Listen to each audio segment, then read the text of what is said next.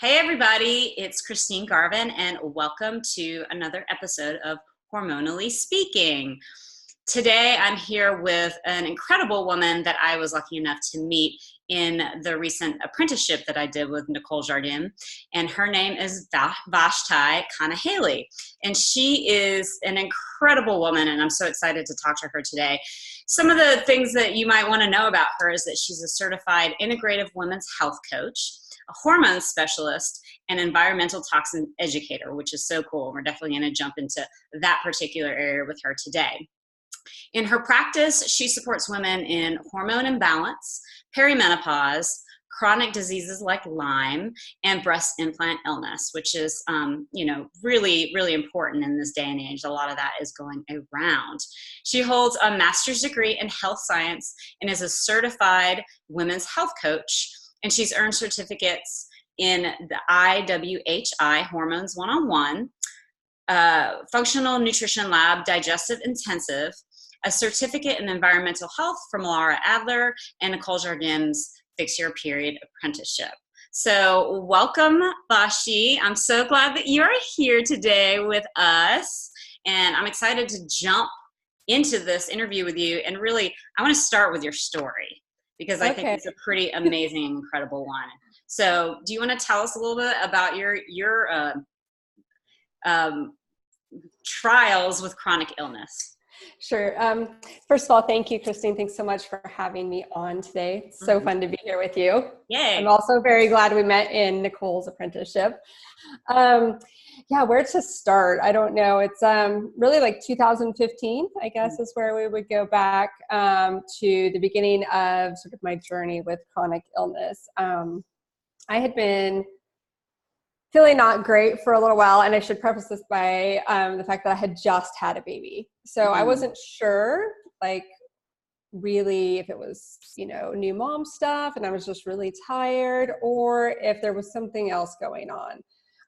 But it just seemed like there might be something else happening here, because I just wasn't getting better. As the months went by, it was actually getting worse, and just having sort of debilitating fatigue, moodiness, all these things that come with new motherhood again, but there just seemed to be a little extra there. Right. Yeah. So, and at the time we were living in Cambodia, and I was just kind of biding time until we went back to the United States. And I should say also, I had had my baby in Thailand. So we had been overseas for this whole time. Wow. World traveler. Yeah. So we had been assigned to Cambodia. I had my daughter Kate, in Thailand. And it was after her birth that I really started feeling like this sort of cascade of symptoms. Come to find out, when I got home to the US, I had sought out one of the top naturopathic physicians in the Seattle area, which is where I'm from. And she was like, it really sounds like you have Lyme and maybe, some chronic infections going on. And so we did all the tests, and sure enough, came back as positive for Lyme, Epstein-Barr virus, Yersinia, which is sort of another one of those outlying sort of chronic infections. Wow. And it was really, I don't know, it was overwhelming at that point. Absolutely. Can I ask you really quick, which test identifies Lyme? Well, there's the CBC test that identifies it. And then we did I wrote this down because at the time I was like so totally out of it. Yeah. Oh my goodness, I'm looking at my notes here. I'm trying to remember what it is. See, part of this is brain fog, and I still do it every day. I think a lot of people can relate. Lyme, it was Lyme Western blot, and that came back. Okay. Because I don't think I asked because I don't feel like a lot of people know how you can actually find out that you have Lyme. And how cool was it that your doctor actually thought up front that was an underlying issue? Because I think people go years without getting it. Yeah. And she's a Lyme literate doctor, and that's the term that's used widely in the Lyme community. And it was important to me. I just felt like really odd. And I had had a bug bite in Cambodia when I was pregnant that sort of prefaced me thinking, is this possibly Lyme? It happened. And it never got better. It just wouldn't heal, and nobody could really identify it. And so we still won't really know if that's what caused it, right? But 7-8 months down the road, I tested positive for Lyme. It makes sense. Yeah. Yeah. Mm-hmm. Yeah. So once you found out that you had all of these things going on, I'm sure that was very overwhelming. What were kind of the first steps that you took at that point? Well, there were several. So we started with antibiotics, which a lot of times they'll start you on like Doxy or something like that for about a month. It's like a 30-day protocol. And then we retested, and it was still there. So it's oftentimes Lyme won't be cured by antibiotics, right? So we went ahead and I started on different antimicrobials. We started just really working on other parts of my body as well, because I had really bad parasites as well. Another benefit of living abroad. It's hard to get my doctor always says, she's like, your tests always come back and they're just so indicative of your world travel. You're like, yay me. Yay. Yeah. So we started on different protocols. We did different, like I said, antimicrobials, and we started on antiparasitics. And that's really what we started working on, was to try to get those to be taken care of so that I could start healing, because I couldn't heal my gut or the rest of my body, which was necessary to then be healing, if we didn't take care of those little guys first. Yes. I want to put an exclamation point on that point, because I think so many people don't realize that parasites can be an underlying cause more often than we think, even if you haven't traveled out of the country. Oh, absolutely. And I would put money on the fact that most people do have parasites. Yeah. I mean, even if you've never left, we live in such a world where everyone travels, even state to state or city to city. We are getting food sourced from everywhere, right? It's definitely not really like a third world versus first world problem. Right. It's just living in this time, right? Yeah. Absolutely. Yeah. So we had to really work on the antiparasitics, and that was a really big deal, because at the time I was breastfeeding, and it was important for me to do everything as natural as possible, which is why we didn't do really full-blown some of the Lyme things that we could have done at that time, because I wanted to keep breastfeeding. And so we did things that were okay to do while breastfeeding. So we started with things like biltricide, ivermectin, parental, Alinea, and then albenzia, which are all different things that you can take for different kinds of antiparasitics. Okay, so I just have to stop for a second, because you said ivermectin, right? So I don't know if I should be saying this on on a podcast, but I deal with rosacea, and one of the many support groups that I'm in is a rosacea support group, because I'm always curious to see what people are doing.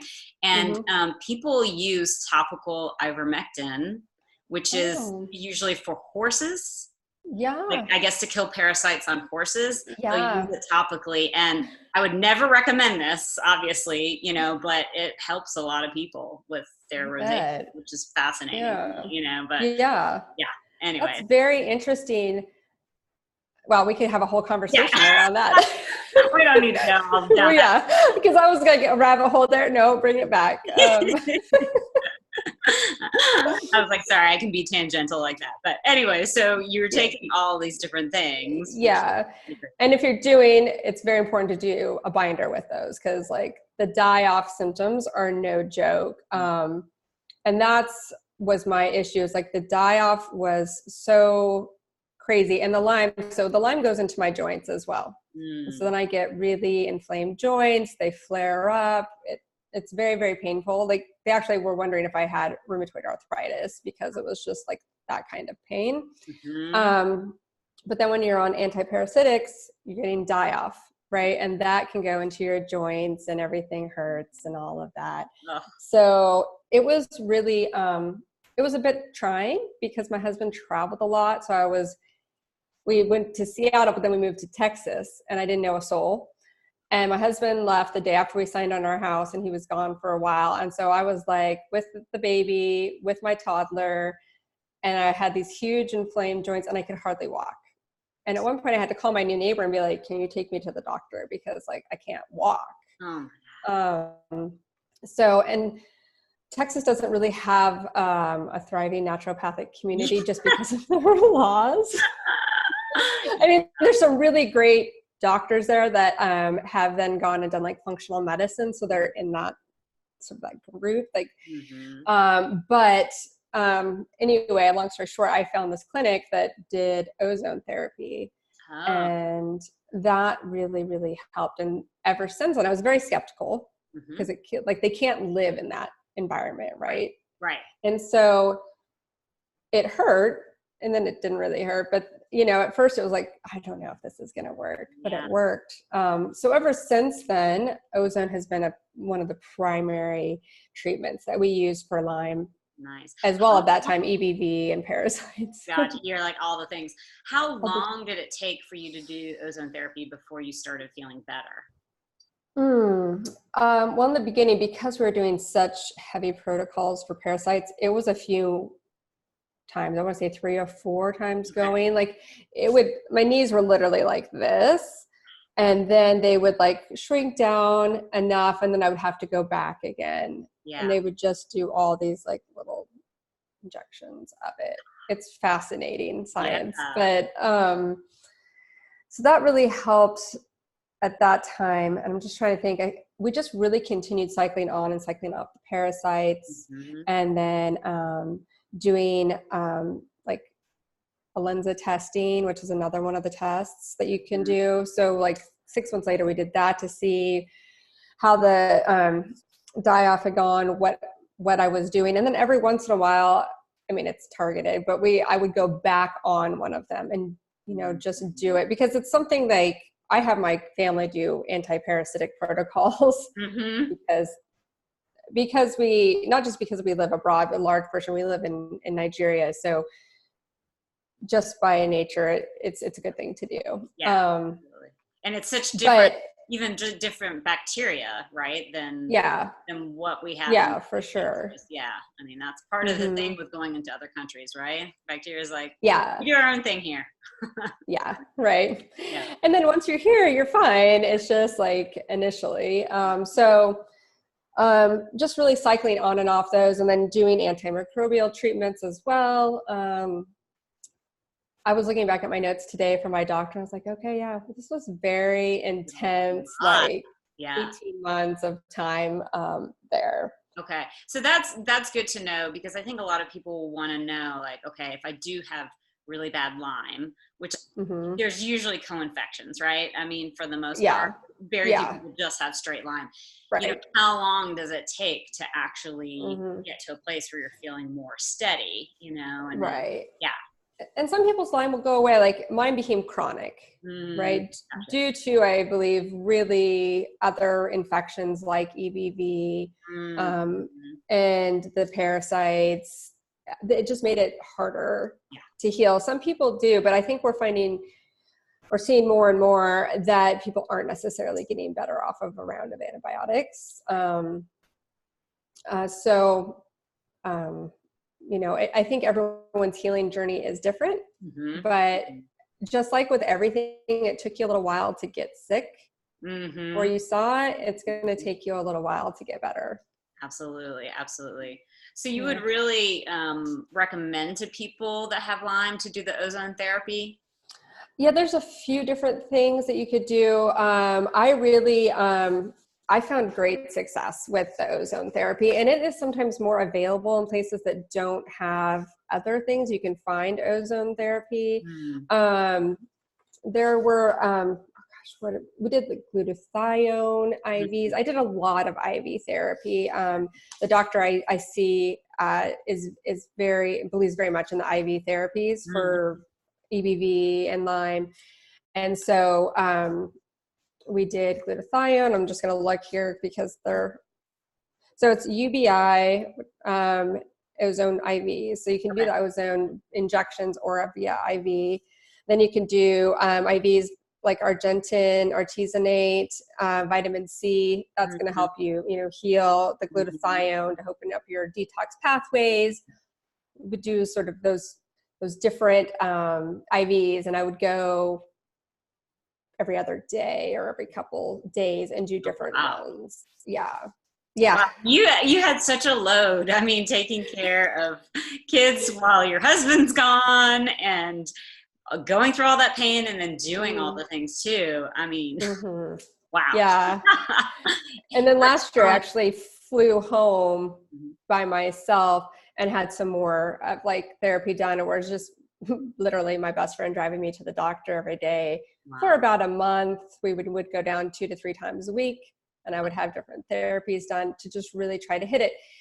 It won't be like that for everyone. I live very far away from my doctor and therapies that I can do. So when I do have that chance, we do them in a sort of a more very targeted approach at that moment in time. Yeah. You're like, let's get as much in as we possibly can. Right. Yeah. And sometimes you'll feel better after those IVs, and sometimes you won't. Oh, interesting.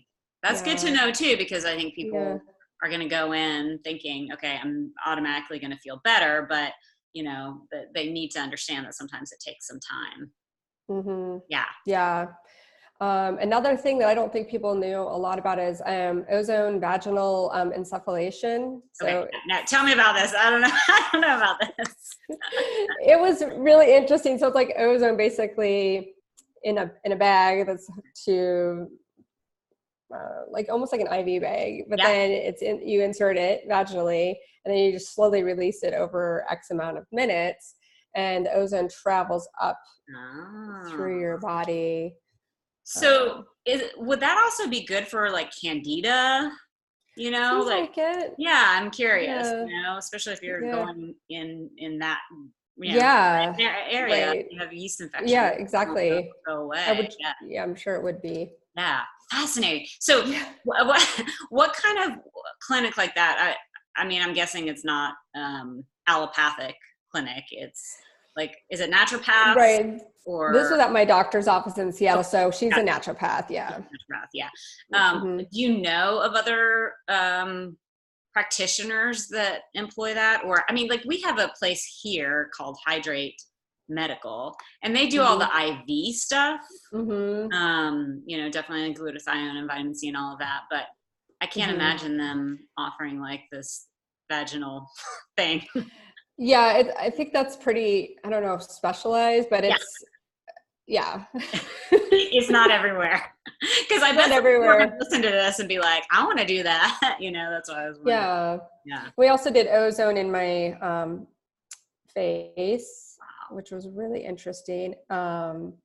Because some people might not know, but when you have parasites and stuff, they can also be hanging out like up here in your mouth. In your brain, right? In your brain, right. So, and I had to have a tooth removed, all due to part of this whole sickness. And so instead of doing a root canal, we had opted to pull it, because a lot of times the root canal can just make things worse, right? So I had found this great place in Texas, actually, when we were living there, and it was a dentist's office, but who did the vitamin C IVs beforehand. They did vitamin C after. They pulled it. They used like stem cells, my own stem cells, to like put it back in there just for the healing process. They were phenomenal. But again, like when we were doing the ozone, we were trying to see if I was still having issues here. And sure enough, my face like just really blew up, like still some action going on in there. You're like this, like specimen. It's like figuring out all of these reactions. Okay, there's more questions I could ask you about that, but I'll bring it back. I'm really curious about how Lyme impacts hormones, since this is since there's hormonally speaking right now. Right, exactly. Right. It's when your body is inflamed, like it is when it has an infection or disease or something, and then chronic stress from that disease, right? It really lends to hormonal imbalance, right? Because with that inflammation comes inflammation in your gut, inflammation just throughout your body, and then your immune system goes into overdrive. Mm-hmm. And then everything sort of starts trickling down from there. Mm-hmm. And that causes hormone imbalance. And I didn't really put it together until I was looking at my notes, and I was like, oh yeah, I was like on progesterone at that time. Like, there were all these things that I now see as being linked. But yeah, it definitely impacts your hormones. Yeah. Do you end up having a lot of clients that have, underlying infections that are maybe coming to you about their hormone stuff, but then you couldn't really find these underlying infections? Yeah, you find the underlying infections, especially my clients who have breast implants. Yeah. So let's talk a little bit about that, because I feel like just recently have I seen in a big way that people understand that some long-term chronic illness can happen from breast implants. Yeah, I think it's been talked about in different support groups for a while, but with the FDA coming out and saying, yes, these certain textured implants do cause breast implant illness, and or could cause, like, they're very careful with their language, right? They're not going to say it may cause, it may. And all of these symptoms are very autoimmune in nature. Chronic illness, fatigue, and then you have fatigue, you have hormone imbalance, you have brain fog, where it's hard to remember. You guys saw me doing it earlier. All of these different things, quick to anger, chronic infections, and those all sort of pop up. So, like, I have a client who just had her explant surgery last week, and she had Hashimoto's. She got that after she had her implants. She has these other chronic. I have another one who was just recently diagnosed with Lyme. She has no idea how she got Lyme disease. Interesting. Yeah. But she's getting ready to explant. There's just all of these things that are showing up. In women. Yeah. So what are some of the ways that I guess you first sort of tackle, after somebody gets their breast implants removed? I mean, I know it kind of depends on what they're experiencing, but do you find that there's certain things that you're like, okay, so, to help detox your body, or, anything like that? Yeah, definitely. So we try to start ideally a month or two prior to surgery, because you really want to optimize your body for your surgery and then recovery. So we do, anti-inflammatory diet would be, the first thing to do. Exercising, if you're not exercising, gentle movement. If you're really a big exerciser, to sort of start winding that back so you're not creating so much inflammation. Some inflammation is fine, but you don't want excessive inflammation. Making sure your sleep is on point, working on mind body stuff, things like that, just so that you're in a good space for surgery. And then you come out of surgery, and we have like a continuing with the anti-inflammatory diet. And you're going to be doing, probably liposomal glutathione. You can do that right away. Some of these other things you want to wait, because you've just taken breast implants out. You don't want to rush any sort of detox. Liposomal vitamin C, a really good multivitamin, keeping those things going throughout. And then I think a lot of things, like, you just continue with that. And then depending on where you're at, a lot of women feel better, and then they're going to start feeling kind of worse again, which is hard to see. Things like sauna therapy are great. Lymphatic therapies like lymphatic massage, just sometimes even antimicrobials. You want to do binders because you want to be moving those toxins out of your body. There are various, and even for, like, I can't do these things, but I would refer out to a doctor who does the IV therapies. You're like, support that system. Support. Yeah. I mean, it's incredible, right? Because so many of these things that people experience, whether it's, breast implant illness, Lyme, whatever, there's underlying components that, are ways of supporting that are the same, right? And really, and getting, the gut aspect, the healing of the gut, the pathogen, Yeah. all of that. It's like, what is at base, right? And then you add. It always comes back to the gut. Yep, always. I know. Always. And people have a hard time with that, right? They're like, oh, my gut's fine. And then I'm like, well, do you have this symptom, or do you have gas or bloating? And they're like, yeah, well, a little bit. And I'm like, okay. Yeah. It's what we've perceived to be common, Right. or just normal. It's common, but that doesn't mean it's normal. Yeah, absolutely. But women's health is the same. Exactly. Yeah. It's just Period like, pain. of course Okay, I'm going to cool. have cramps. Whatever. And yeah, absolutely. So do you recommend, particular testing around pathogens or anything? I love the GI map. Mm-hmm. I would say that's the best because it's going to give you the DNA of the parasites and microbials that have been there. So it's really like to just get a full picture. Mm-hmm. I found some super interesting things online. I was like, wow, cool. Yeah. Right. It is a little fascinating, right? So I'll tell you, I just sent mine in a couple days ago, and I'm like waiting, with it's great.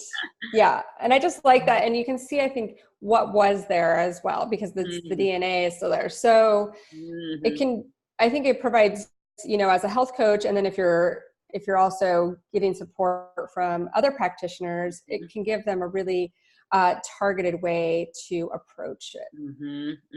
Absolutely. Yeah. Well, okay. So one other thing I really want to talk to you about today is xenoestrogens, because this is such a huge thing that I think, again, the light is just kind of being shined on it now. And when you dive into it, you're like, oh my God, they're everywhere. They're in everything, So, maybe tell people what they are in case they haven't heard of them before. And then what do we do about them? Sure. So xenoestrogens, they're chemical or endocrine disrupting chemicals, really. What does that mean? It really means, it's a fancy way to say it messes with your hormones and how your hormones operate, how they react. A really good example of an endocrine disrupting chemical that people are probably familiar with is BPA. You see it everywhere now. People, companies are like, this is BPA free, this is that, blah, blah, blah. By the way, they just changed it one molecule, so still don't buy it, even if it's like BPA. It's like BPS now, I think, is what they changed it to. So you just still have to be careful, because it's sort of greenwashing in a way. But anyway, so these chemicals mimic estrogen in our body. And I think that's a lot of why we see an increase in estrogen dominant symptoms in women, because we have so many in our environment. And one question I get asked is like, well, my body can detox these, right? So what's the big deal? Yes, your body is a great detoxing machine, but it can only do so much. So it's important you can't get rid of these EDCs, the xenoestrogens. You can just try to minimize your exposure to them. So what are some of the big ways, or that maybe top ways that women can minimize their exposure? I could talk all day about this. So eating organic, or at least mostly organic when you can, following the Clean 15 or the Dirty Dozen that is put out every year, following those guidelines. Because a lot of times now, I don't know if people know this, but they're not just sprayed with pesticides, but the pesticides are put on the seed. So then it's growing in there. So then you can't get rid of it no matter what you're doing. So just really eating as organically as possible, avoiding the fatty fish like shark, swordfish, tuna, especially yellowfin tuna, those bigger, fattier fish. The xenoestrogens love fat.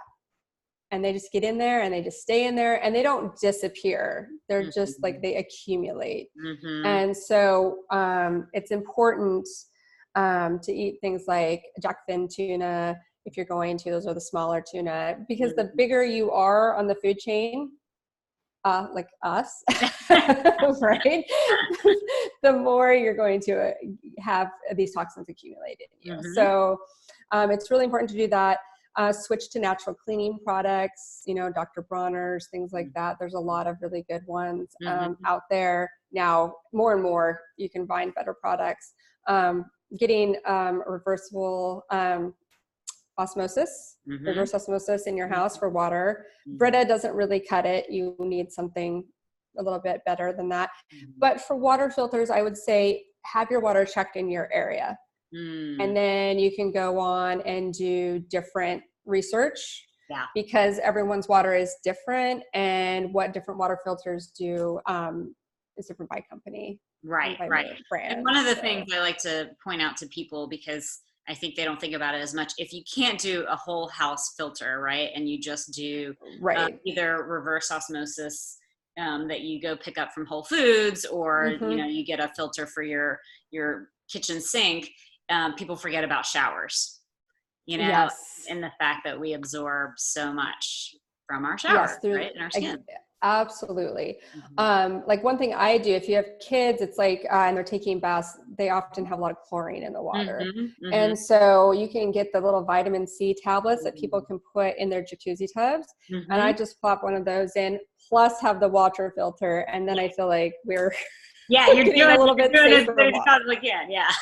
Yeah. I can't do it all, but you can do what you can, right? Right. Absolutely. Avoiding canned foods like BPA. So many canned foods are lined with BPA. Right. Native Forest, there's a couple others that don't line them with BPA. Yeah. Those are good brands. Okay, and those are okay to use? Like there's not something else sneaky in there? Sometimes they are sneaky. Native Forest is the one I found that's like the least sneaky. Gotcha. Okay. Don't store your food in plastic. Like this would be my number one rule in the kitchen, is just don't store your food in plastic. And a good example of this is like tomato sauce. And when you have like your plastic container and you take out the tomato sauce and there's that ring around it and it's red and you're like, man, I can't scrub this off. Yeah. It stained it, right? It didn't stain it, it went into it. Oh, interesting. And so at that point, your plastic has come into the sauce, and the sauce has come into the plastic. So I've never put that together. Wow, that's so really, like. Anyway, so just and especially those, and tomato sauce is very acidic, so that's one of those things that also will just go right into the plastic. Gotcha. Yeah, thank you for bringing that up, because I think a lot of people don't know that. So plastic really leaches into food, especially hot food and acidic food like tomatoes. Not using nonstick cookware in the kitchen.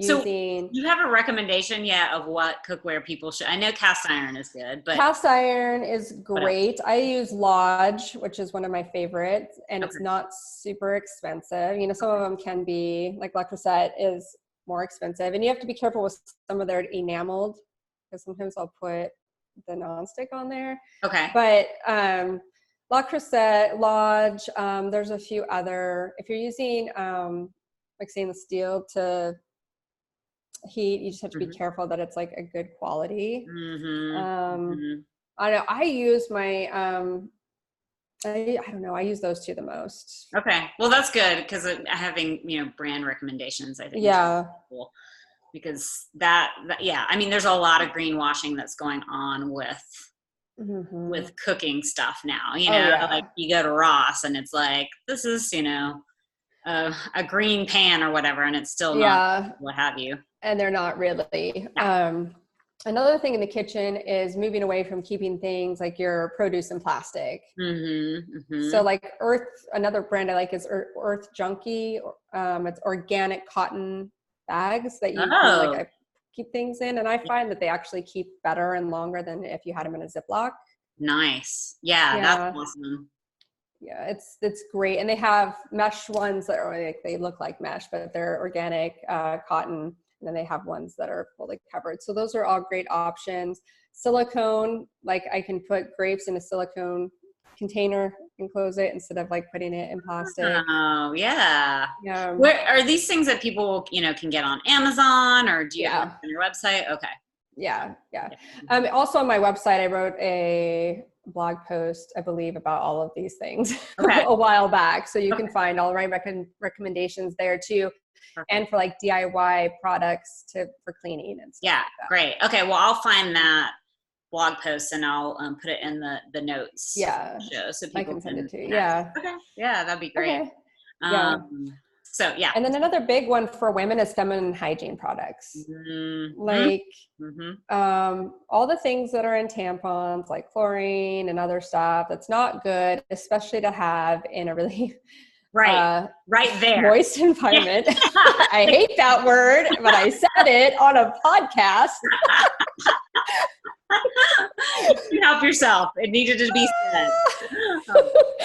I always try and tell women, I'm like, okay, you're literally, this is the one thing that I'm really hardcore about. You're literally putting these toxins directly beside your reproductive system, Yeah, right in there. So not great. And we have our own microbiome in our vagina. So it's very important to keep that healthy as well, just like your gut microbiome.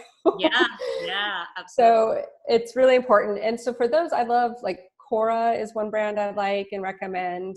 Okay. And you can even get them like on a subscription service. Nice. Which is nice. And they're organic. I'm a huge fan of like Luna pads, period underwear like Modi Bodhi. They're from Australia, but they're a great company as well. Nice.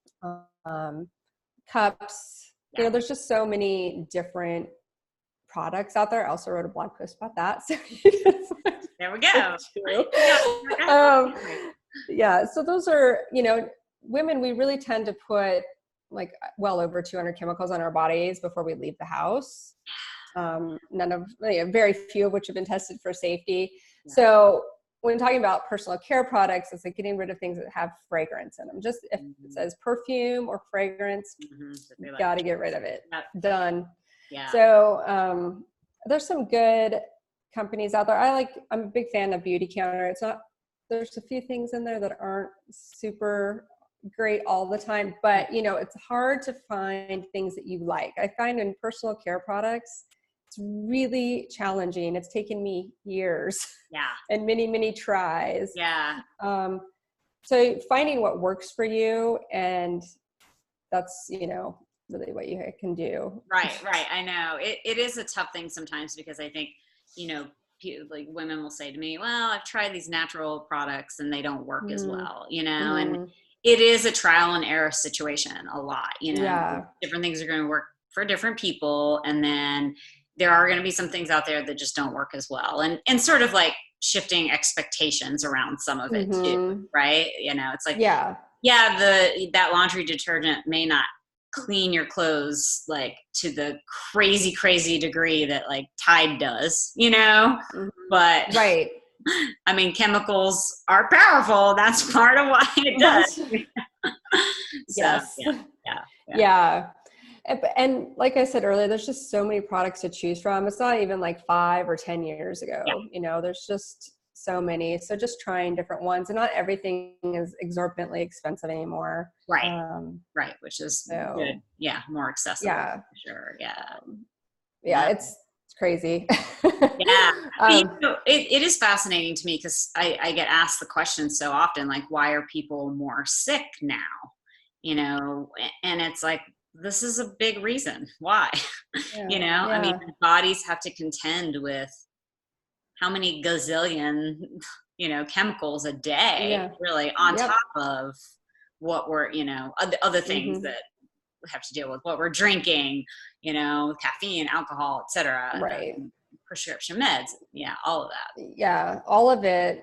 Yeah. It really lends to chaos in the body and sickness. Yeah. But we shall prevail, right?